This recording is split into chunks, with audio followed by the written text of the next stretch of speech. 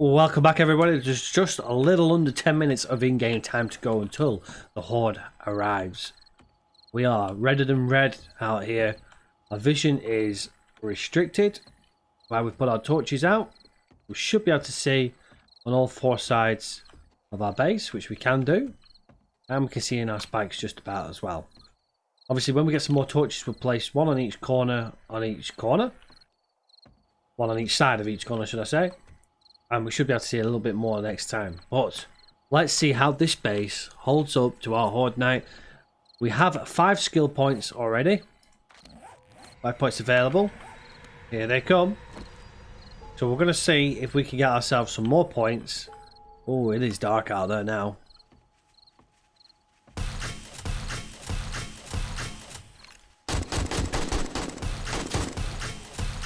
Here we go.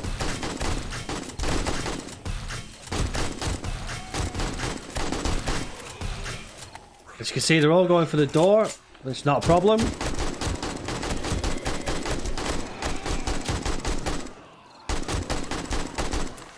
Look at this! Look at this XP we are gathering here. This is practically a kill zone for us.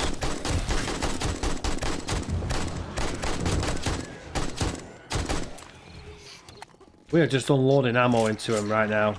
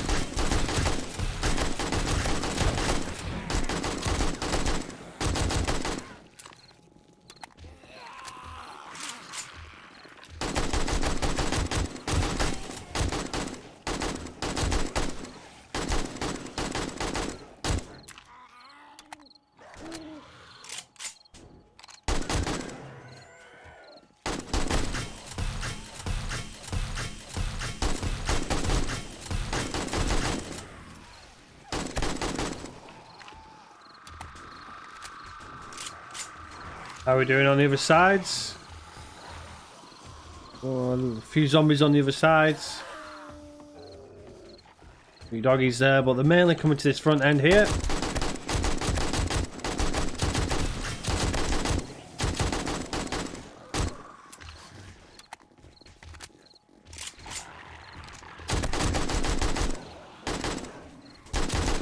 There we go.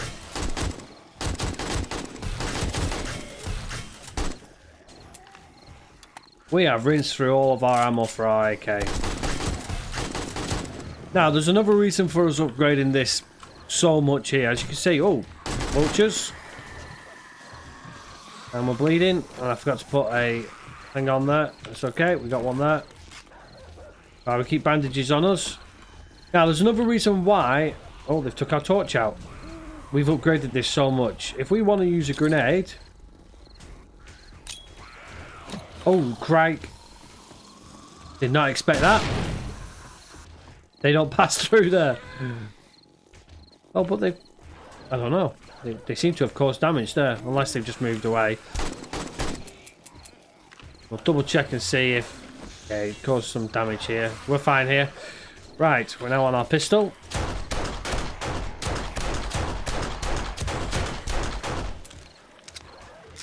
So we'll get our stick of dynamite out. Like so, and I'm going to drop my stick of dynamite down here. There we go. Oh no, we're in trouble.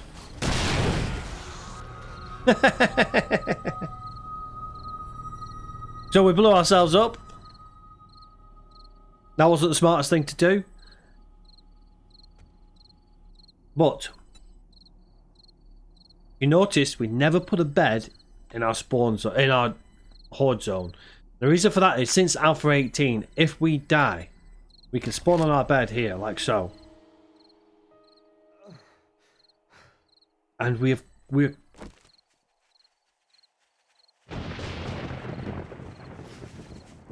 We are not safe, apparently. Okay, so what we're going to do here is we're going to try and get out. Hopefully we'll get out. There we go. We're going to head out back to our base. We're going to attempt to anyway. Now we've got ladders. I'm going to try and get the ladders back that we had. Like so. And what I'm going to do is I'm going to bring them back away from our base. We've got stamina, so we've got no problems. We made sure we had stamina. We'll run through here like so. Don't worry if something like that does happen. You've still got a chance of surviving. Okay, let's bring them all back out. Let our stamina come up a little bit. Oh, don't reload. Okay, there we go. So I'll bring it round here. Now what I'm going to do is I'm going to run in, open the door, close the door, and get up, hopefully. That's the plan.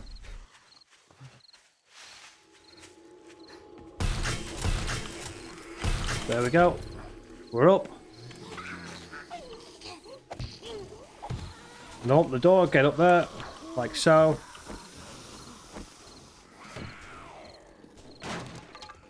And we're back safe. Right, so, a couple of pointers there. Don't try and do what I did, because you get yourself blown up. And you notice a little red bar that's now on my XP bar. That's our negative XP from our death. So if we keep killing here now, you'll see our red bar drops out. Now I am going to risk this again, but hopefully we won't drop ourselves off this time. There we go. There we go, there we go, there we go. Now you see the amount of damage that dynamite did. If we hadn't have upgraded our base so much, we'd have probably wiped out half of our base there. As you can see, our base is still intact. And that was from 2 dynamites as well, because the one that actually killed us. So we'll continue to play this Horde Night. We've now gone away from our negative XP, so we're now gaining normal XP again.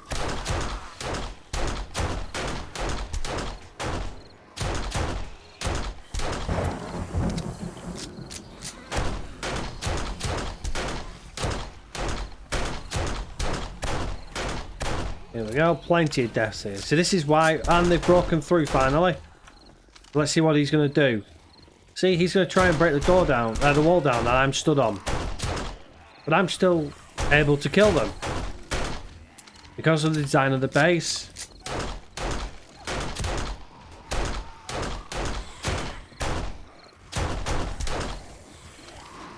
They're going to try and get up, but they can't get up.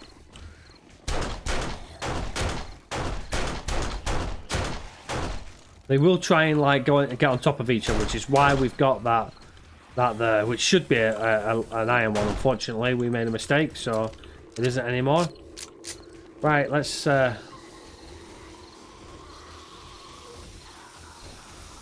some more zombies. Here we go. Let's just clear them all out. There we go. You there. You're still trying to get up there, aren't you? There we go. Now what? There we go.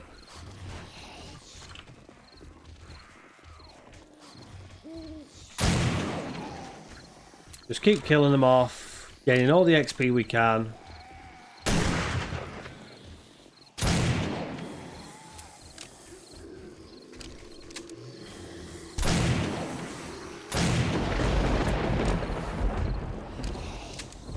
They're working out this doorway, aren't they? There we go.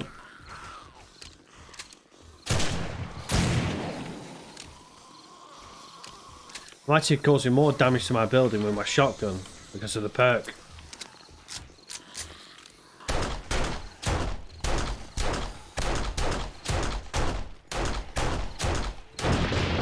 Now, this was an example of why, realistically, we don't want to use dynamite, but why we also upgrade so much. As you can see, the base is still standing relatively well, actually. If you have a disaster, that is when you need your dynamite, because what you can do, which I'm not going to do, is you can open this up and drop a dynamite right down there, and you clear out majority of whatever's in there. We have not come to that problem. We've managed to kill most of the zombies, so we don't need to resort to using the dynamite.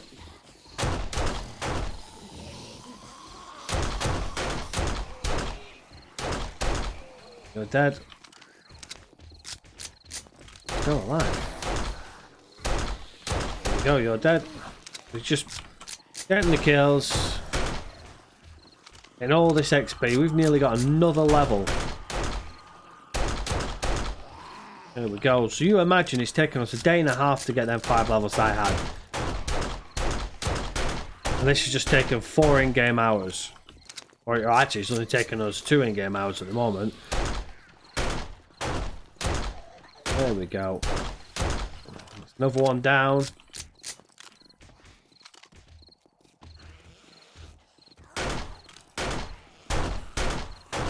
There we go. Another one down.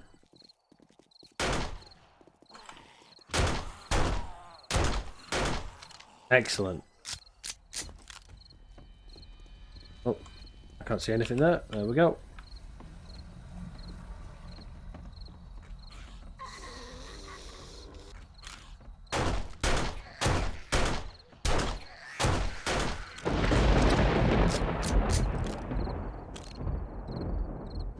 We've cleared the wave. Now the odd 1 or 2 zombies will appear now, but the majority of the wave is done and dusted. And if you look, this is the typical amount of damage we'd have, plus the doorway as well. The extra bit here was caused by us. But when we go down, we'll see that actually the base has took a hell of a beating and survived quite well. Now the other thing to point out is if you die in single player, you're more than likely to have dropped your bag down here.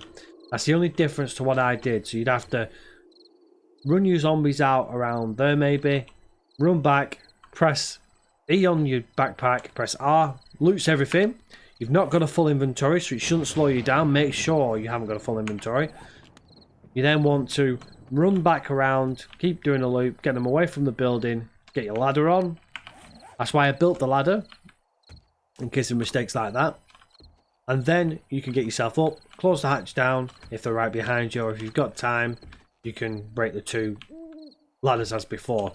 If we hadn't done that, they'd have beaten this hatch, so we'd have had to have repaired the hatch or constantly attack them to make sure they don't break through.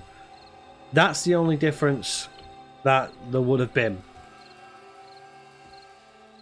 But look, we survived. My turret survived as well. It's out of ammo, but it survived.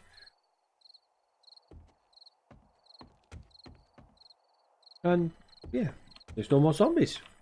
We're clear. We've got another in-game hour to wait before we can actually do anything, because if zombies do appear, they're feral, so they will cause you some problems. So we won't risk it. We'll let it just tick over. You can pop back once it's on 2 o'clock, which is our game time for the morning here on this server. It'll be 4 o'clock for yourselves. And then hopefully we'll see what actual damage has been caused. And one of the reasons why building your own horde base can be a risk. Because obviously you've got to have to repair all this now. But let's see at 2 o'clock what we're left with. Welcome back everybody. 2 o'clock in the morning for me is daytime. It is time to go and check out. Don't know why I closed that, doesn't matter. Let's have a look internally. First, how much damage? A lot of walls are cracked. Oh, my gun. A lot of walls have had damage, but they're all intact, apart from 1. Same on this side, 1, and none on this side. This is where we shot the floor. I'm not overly worried because we didn't upgrade the inside. We actually missed doing the inside. If you had time, you could do it. Don't worry if you don't. I was confident to know that the internals weren't going to come into play on this case. There we go. You can just go around repairing if you want. You've now got another 7 days to concentrate on repairing it all. You're going to go around finding the damaged ones. Like so. During the daytime it's a little easier to see because you can see the cracks on them. Go.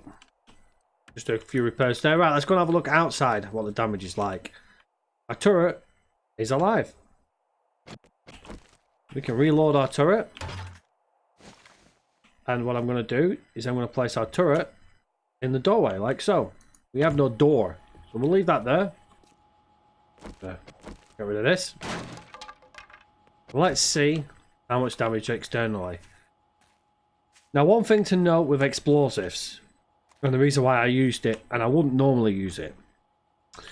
The grenade, even though it was thrown up there, you noticed it caused no damage or very limited damage to the actual building. Grenades cause more damage to personnel than they do to buildings. Dynamite causes a lot of damage to buildings and a lot of damage to personnel. As you saw, it's on the ground here, it's done all this here. This was just 2 dynamites. Could have been a lot worse. You also noticed it killed me outright. Great things to use in PvP. There are ways you can set these on tripwires as well. Really good. Mines also cause a lot of damage. Well, they cause damage to personnel and not buildings. Dynamite is lethal against buildings. Try and avoid it if you can. Use your grenades. Rockets cause moderate damage to the ground, minimal damage to buildings, and moderate damage to personnel as well. Well, let's have a look where we didn't throw grenades. Well, there's no damage at all. We're missing a few spikes where they went through them and after a while they broke them up. Oh. I can hear somebody. Hello, good morning. And good night. No damage whatsoever on any of the sides, even here, none whatsoever. They cause damage to this because this is a weak point, because they're obviously around here smashing the place up. The only major damage was caused by our dynamite. So that's something we're going to have to repair ourselves now, rebuild it. Oh, that's actually stone. We'll clear all this off here like so, and then we're going to have to rebuild this whole section. I don't know what's what here, so I'm just going to break it all off. So we could just go about and replace what we've lost. Whilst this is like this, you can choose to upgrade this if you want. Well, it's in view, so why not just, you know, make it stone? If you want to, go ahead and do that. There's nothing to say you don't, you don't have to if you don't want to. However, we do need to replace it because that's now a very strong, well, sorry, a very weak point. And they will aim for this point here. But we need to get this upgraded and replaced as soon as possible because otherwise they will just derail underneath your build.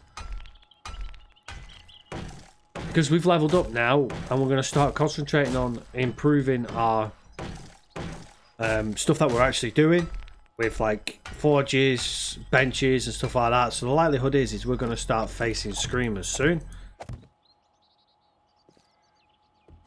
So we want to make sure we don't have weak points. Oh, we're out of cobble. Do them. We haven't got enough on us at the moment to do all this, but I'm just going to start it off. Oh.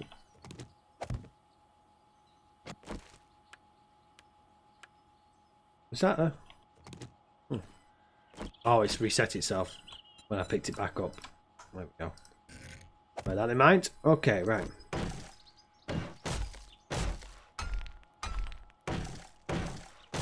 There we go.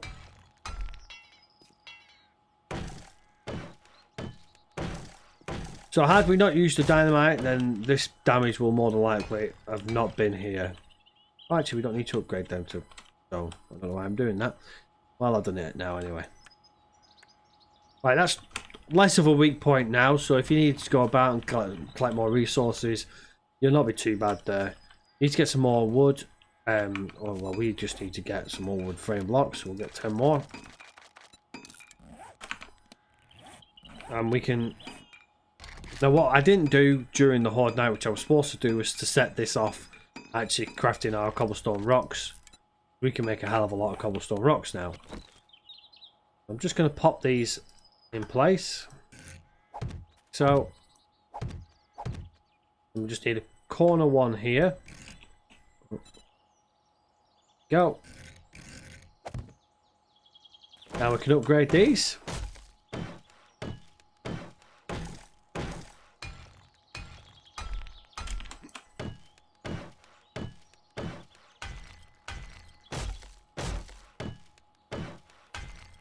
There we go. And that one's done now.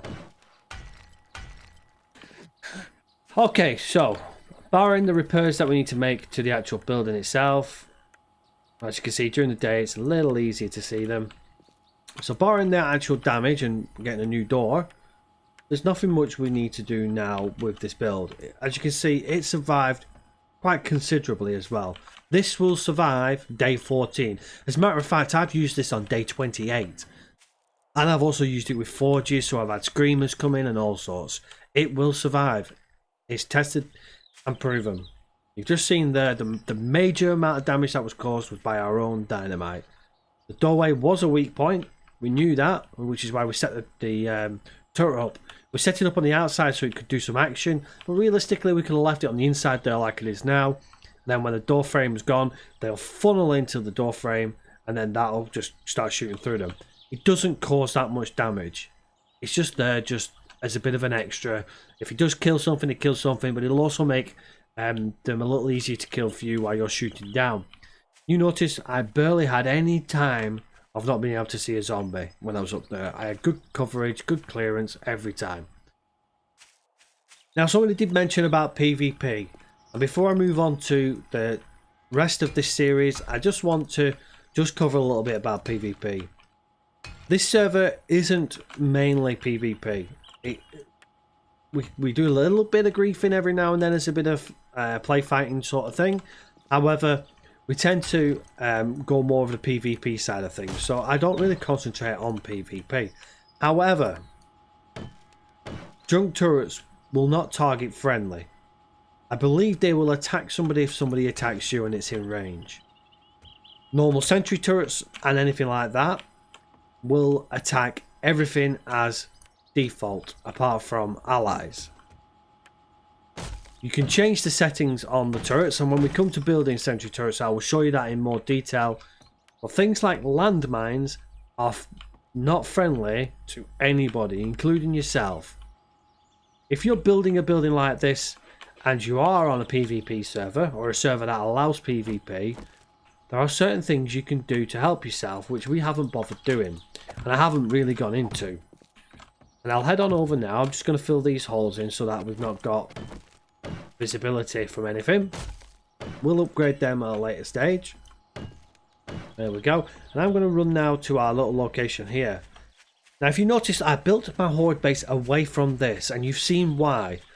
Yes, I did accidentally fall off the edge, but I was going to try and oh, we got a lot of damage on this here, and show you what happens when something like that happens. Not necessarily get myself killed, but it did the job all the same. Right, when you start you get one land claim block, and if we head back to our horde base. Now, if you've played something along the lines of like Minecraft or something like that, and you've got an add-on plugin that does land claim, it's exactly the same system. If you haven't and it's new to you, not a problem, we'll discuss it here now. So what I'd normally do if I'm using a land claim is I'll take a central block out, which is exactly in the middle of this block. I'll then get my land claim block, and the reason why I'm doing it centrally and not up in the air is because now I've claimed that now, I can activate my land claim, or it's active. I can hide the bounds or I can remove it. Oh. Show bounds. Let's show our boundaries. So as you can see, you've got a green box around your area. You have claimed this area as yours. If they get in and break this, then your land claim area has gone. You want to make sure it's centralized, protected and secured. Now, if we go over to our journal, which we haven't really discussed because I've gone through most of the things, but if you ever want anything on anything specific, when you do something new, it pops into your journal. This, if you look here, this is what a land claim does. It grants a harness modifier to all blocks in your claim area. This harness modifier applies to any attack or damage to blocks by enemy players. You can pick up and move electrical components from workstations inside your claim. Electrical items outside of your claim can be cut and wired by strangers. That means if I have a generator inside and I put a turret on the inside, but then I put a relay and another turret on the outside turret can be rewired and used against you. When placing a claim block, you will see a coloured placement preview. Green is inside your claim is inside your friend's claim. White everywhere else. Red, you cannot place the block. You can only have one active land claim block at a time. Placing another will deactivate your previous block. Enemies will not respawn within your claimed area. So as the book says, anything inside this green is mine. When you're trying to place a land claim block, even though there wasn't anything down, if we'd have had one out and there was, say, a friend there, when I'm putting mine out, I'll see the orange where the friend is, so I'll know not to put it there. The hardness modifier is varied on a lot of things. Obviously, you've got a lot of things to take into factor, but what it means is if they're going to try and smash your door down, it's going to take them a hell of a time to do it. Not to mention you're attacking them, you've got turrets around, all sorts. When you're offline, I believe the harness modifier is increased for a certain period of time and then starts to slowly decrease. You decrease on your land claim, and how much your land claim gives you is set by the host at the start of the server. If you're on a dedicated host, you probably won't know that. However, if you're with a friend, the friend will more than likely know what he's set it to, so we'll be able to show you. A little bit on that I touch on my settings guide on Alpha 18 settings. You can check it out there and you can see what the actual setting is and how you change that. That's realistically the only kind of defense you've got for multiplayer is the land claim. You can have it, I believe that allies can work within your land claim, but friends, but like strangers, I'm not sure. I'm not 100% on that. I don't tend to use them. I can find out if you need me to. Right, we're all practically repaired now. Making sure. Look at that. It didn't take us long at all to have our base back up to exactly how it was. Barring a couple of nicks here and there that I keep missing because it's hard to see them. Oh, I missed that one. So there you go. So we got distracted and it's only been 3 hours since the Horde Night and my base is practically exactly where it was before. The only thing I need to do is put the catwalks back in there and some more of these back out, spikes back out. Everything else is exactly how it should be. So there you go. There is the Horde Night. There's the effects. There's the base. And you can see for yourself how much it survived. If you've got any questions, comments, or anything about this Horde Night or the guide as a general, please let me know in the comment section. As for the beginner's guide side of things, that has now ended. If you're up to this stage, you've learned everything you need to know about getting about and surviving. Anything else you do now is more intermediate stuff. And we'll be covering them as we progress. A lot of the stuff you've learnt during this base can now be extended throughout any of your gameplay. We've still got some of the skills to use. We've got 7 points to use now, so we can really get to work. We can do some advanced engineering stuff if we want to. So what's our next thing? You can craft workbenches, table saws, cement mixers, and you can craft items 20% faster. Our workbench we've already unlocked, and we've also unlocked the cement mixer. Workbench, right there.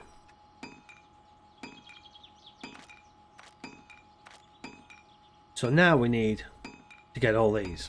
We've got a wrench, we've got a spur claw hammer, we've got mechanical parts somewhere, and we have some forged iron as well at our Trader Joe's. So we're going to be looking at that moving on. Because what that allows us to do is continue our work in our base away from us. So we don't have to carry around loads of stuff with us to be able to progress building a base. If I want to build loads of, you know, frames, and I want to build loads of concrete, cement, stuff like that, it's all going to be away from inside our inventory, so we can go out scavenging and doing other stuff. But that's it for this episode and for the 7-day guide as a whole. We'll now continue it on, playing the game throughout and building some fine buildings that we have in our arsenal that we want to use. One of the things I want to build is a kill tunnel, which is what this is going to build into. As a bit of an idea, what we're going to do is basically it's going to be 3 wide. It's going to run along here. It's going to be an opening area, so there's going to be a door here. They're going to want to come to this door because it's the weak point. And it's raining again. And we're going to have turrets in there attacking them. We're going to have electronical items coming in. We're going to have blades. We're going to have better spikes. We're going to have traps. We're going to have all sorts of things coming in. And that's more of the stuff that you can play and get used to later down the line, once you've got yourself set up on your first 7 days. If you haven't made it this far yet, and if you're up to the stage that we were in the last episode, where it was just a small little section on the side of a building, then your next 7 days is to get something like this. If you still don't want to build something like this, continue what you're doing, scavenging and building a base that you do like. Any questions, comments, ideas, suggestions, anything like that, let me know in the comment section below, and I'll get back to you. If you've enjoyed the video, make sure you hit that thumbs up button, and if you've enjoyed the series as a whole, or if you enjoy the channel, make sure you hit that subscribe button. Until next time, everybody, take care for now. Bye bye for now.